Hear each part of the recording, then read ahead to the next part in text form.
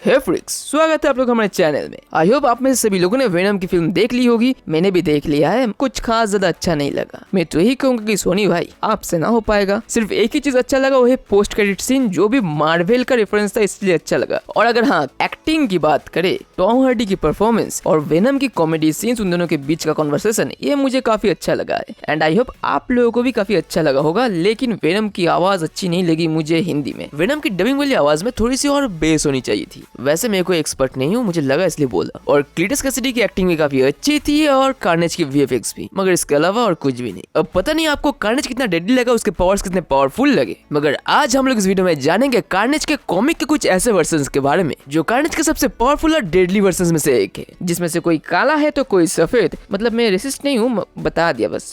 सो ज्यादा ना पका के बिना किसी हिचकिचाहट के शुरू करते हैं आज की वीडियो।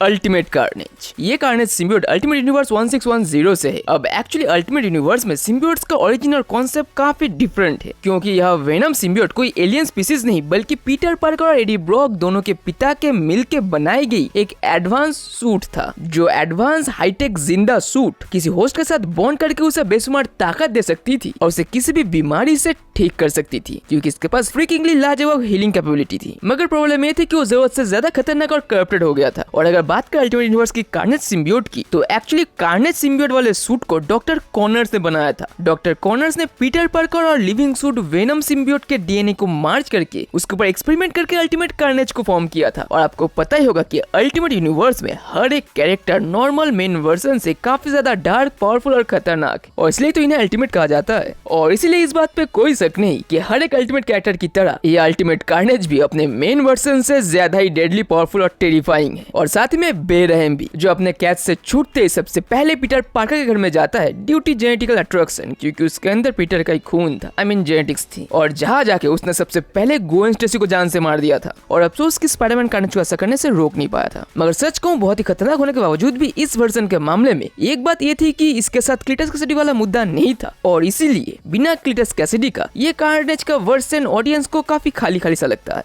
मगर है बहुत खतरनाक। नेक्स्ट, बिजारनेस। अब नाम सुन के आप लोगों को लगेगा कि ये कैसा नाम है, और लुक्स तो देखो एक बार, ये तो और भी अजीब लगेगा आपको। एक्चुअली बिजारनेस एक एमलगम कैरेक्टर है, यानी दोनों अलग अलग पब्लिकेशंस के दो कैरेक्टर्स का मार्ज वर्जन। और एक्चुअली एमलगम यूनिवर्स में यह डीसी के बिजारो के साथ मार्वल की कार्नेज मार्ज होके बिजारनेस बना था, जहाँ यह एलियन डीएनए की रिक्रिएशन के कारण एक्चुअली ये हुआ था, मगर जैसा सोचा गया था एक्सपेरिमेंट वैसा ना हो पाने के कारण एक व्हाइट क्रिस्टलाइन मॉन्स्टर बिजारनेस का जन्म हुआ था। और जैसे मैंने बताया, ये बिजारो और कार्नेज का एक मिक्सचर है, और इसी कारण से इसका रंग व्हाइट है, और व्हाइट होने के कारण ये दिखने में और भी हॉरिफाइंग किसी भूत की तरह लगता है, जैसे बेन 10 को घोस्ट वाला एलियन बाहर आ गया हो। और बता दूं, ये उसकी तरह खतरनाक है। मगर इसके मामले में सबसे डेडली बात क्या थी पता है? ये जो कार्नेज और बिजारो का वर्जन है, ये बहुत हिंसक तो था ही, और साथ ही में ये हाइपर इंटेलिजेंट था। मतलब बंदे के पास पावर, डेडलीनेस, आक्रामक नेचर के साथ साथ बुद्धि भी थी, जो हॉरिफाइंगली भूतिया होने के साथ साथ काफी पावरफुल और आक्रामक भी है। और एक्चुअली इसे बनाया था स्पाइडर बॉय के दुश्मन के रूप में। और बता दूं कि एमलगम यूनिवर्स में स्पाइडर बॉय भी एक एमलगम कैरेक्टर है, जो एक्चुअली स्पाइडरमैन और सुपर बॉय का मार्ज वर्जन है। नेक्स्ट,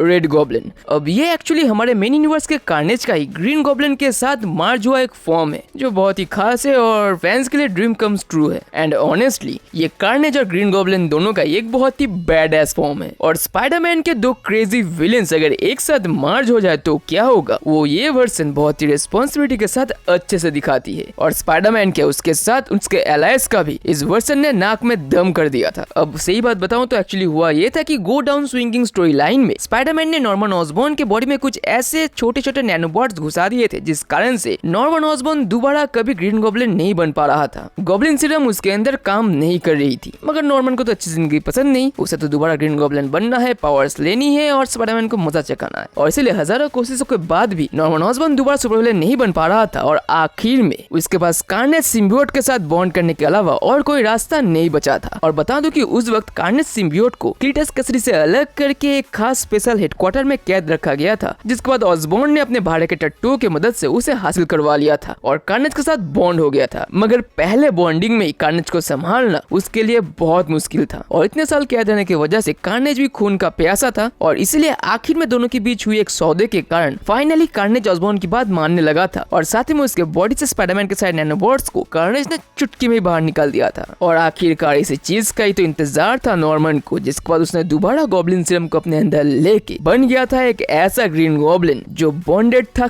कार्नेज से, जिसे कहा गया है रेड गॉब्लिन। मतलब सोच सकते हो ग्रीन गॉब्लिन वैसे ही क्रेजी है, क्योंकि गॉब्लिन सीरम लेने के बाद नॉर्मन ऑसबॉर्न के दिमाग में एक और कॉन्सियसनेस आ जाता है जो कि ग्रीन गॉब्लिन की रहती है और साथ में कार्नेज की कॉन्सियसनेस और बीच में नॉर्मन ऑसबॉर्न की। मतलब पागलपंती है, क्योंकि पता ही है आपको कि तीनों कैरेक्टर से संग की है। और क्या ही बताओ, कार्नेज का ये वर्जन पहले से इतना ज्यादा टेरिफाइंग, सातिर और कातिलाना था कि पूछो ही मत। और लुक्स तो ऐसी थी कि जैसे मानो हेल से कोई खतरनाक डीमन बाहर आ गया हो और इसके आसपास के जो आग है वो तो और भी ज्यादा डीमन वाली फील देती थी। जी हाँ, इस रेड गॉब्लिन वाली कार्नेज की फायर वाली कमजोरी चली गई थी, उल्टा उसके मुंह से आग निकलती थी और स्पाइडरमैन से लेकर उसके कई सारे एलाई सुपर हीरोज के उसने छक्के छुड़ा दिए थे। और ये वर्जन इतना ज्यादा शैतान था कि नॉर्मन ऑसबॉर्न ने रेड गॉब्लिन बन के अपने पोते नॉर्मी को भी नहीं छोड़ा था, क्योंकि उसने उसको भी किड गॉब्लिन बना दिया था। और ग्रीन गॉब्लिन से बॉन्डिंग होने के बाद कार्नेज के पास अपनी कॉपीज बनाने की और दूसरों से बॉन्डेड करके उनको कंट्रोल करने की पावर बहुत ज्यादा बढ़ गई थी, जिसे रोकने के लिए स्पाइडरमैन को फाइनली वेनम से दोबारा बॉन्डिंग करनी पड़ी थी। और वेनम की एबिलिटी के कारण वो फाइनली कार्नेज को ग्रीन गॉब्लिन से अलग करने में कामयाब हुआ था, क्योंकि उन दोनों को एक साथ हराना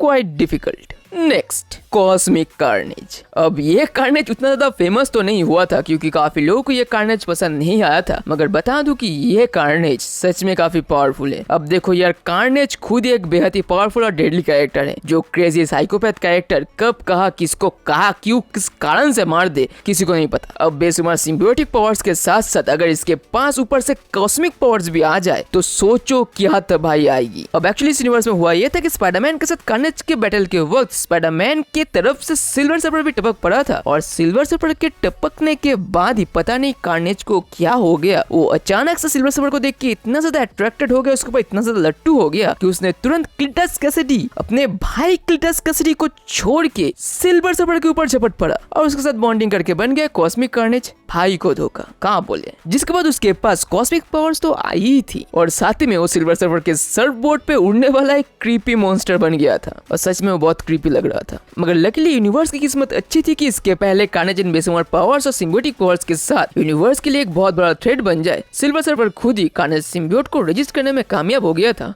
और बला टल गई थी। And next, absolute carnage. कह सकते हो कि कार्नेज का सबसे पावरफुल फॉर्म है, जो डायरेक्टली सिम्बियोट गॉड से कनेक्टेड है और इसके ताकतों के क्या कहने। इसकी हर एक एबिलिटी नॉर्मल कार्नेज से कई गुना एनहेंस्ड है और ऊपर से कुछ ऐसे एबिलिटीज है जो पहले इसके पास कभी नहीं थे, जैसे डेविल विंग्स। और ये वो कार्नेज सिम्बियोट और क्लिटस कैसिडी का मिक्सचर है जो मौत को ना बोल के वापस जिंदा हो गए हैं। और सिर्फ इतना ही नहीं, इसके पास अपने डुप्लीकेट्स कॉपीज बनाने की ताकत इतनी है कि उसके जरिए वो चाहे तो पूरे दुनिया को कार्नेज बना के उनको काबू करके अपनी एक पूरी कार्नेज की फौज क्रिएट कर सकता है। और उसने अपनी इस कैपेबिलिटी का इस्तेमाल करके एब्सोल्यूट कार्नेज में अपनी एक पूरी कार्नेज आर्मी खड़ा भी कर दिया था, जिससे हीरोज की फट गई थी। मगर एब्सोल्यूट कार्नेज और मेन कार्नेज के बीच में एक बड़ा डिफरेंस ये है कि कार्नेज बिना किसी एम का बस मजे के लिए कत्लेआम करता जाता था, मगर एब्सोल्यूट कार्नेज का एक टारगेट था और वो था नल। सिम्बियोट गॉड नल को जगाने के लिए, सिम्बियोटिक कोडेक्स को इकट्ठा करने के लिए उसने पूरे धरती पे एक खतरनाक रैम्पेज स्टार्ट कर दिया था, जिसका मजा आपको बस कॉमिक पढ़ने पे ही आएगा या फिर किसी के चैनल में कॉमिक देख के। और इसका जो काला रंग का अल्टीमेट फॉर्म था वो